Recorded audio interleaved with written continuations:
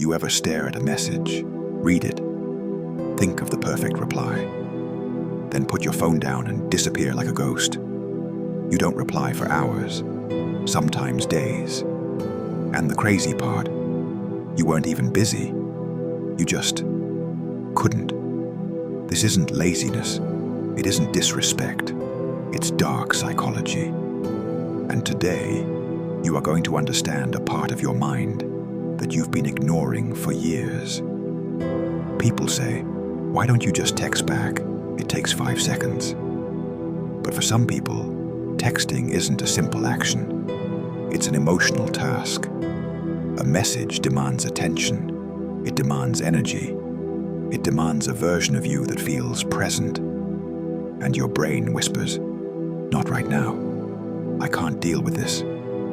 So you wait. You postpone. You promise yourself, I'll reply later. But later never comes. Not because you don't care, but because your mind is avoiding something deeper. There's a concept called avoidant coping. It happens when your brain avoids small tasks because it associates them with emotional pressure. A message might look harmless, but your brain doesn't care about the message.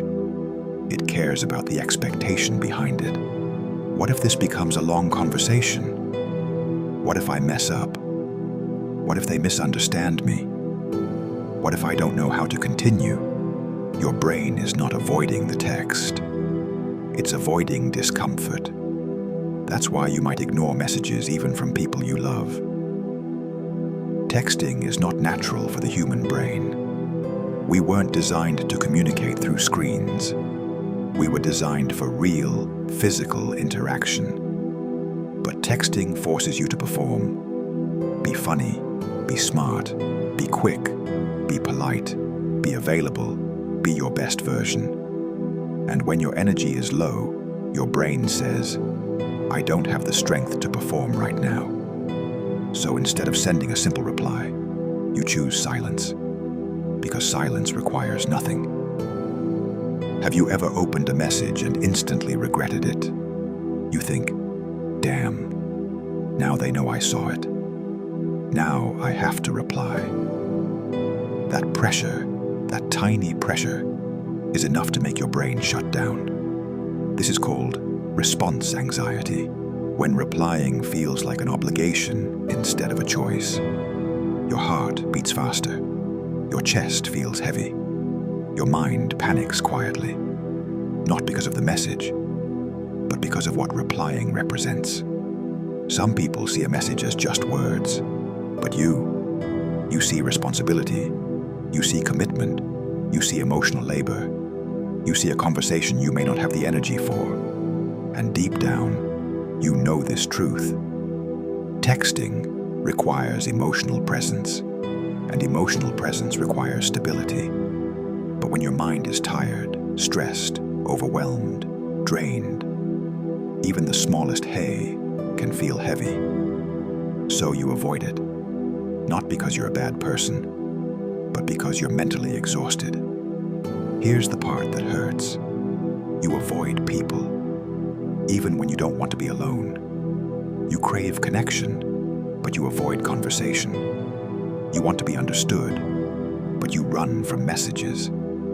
This is called the loneliness paradox. Your brain is protecting you from emotional effort, but that same protection is isolating you. It keeps you safe, but it also keeps you distant. Be honest. There are people who drain you before you even open their message. You see their name pop up, and your chest tightens. Why? Because your brain remembers how emotionally heavy their conversations can be.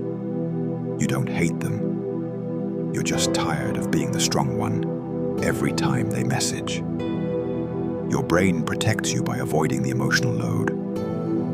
Some people hate texting back because they overthink every message. What if my reply sounds rude? What if I sound dry? What if they misread my tone? What if I seem boring?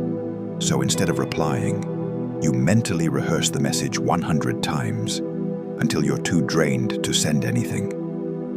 This is called Analysis paralysis. Your mind overthinks so much that you end up doing nothing. For some people, the issue runs even deeper.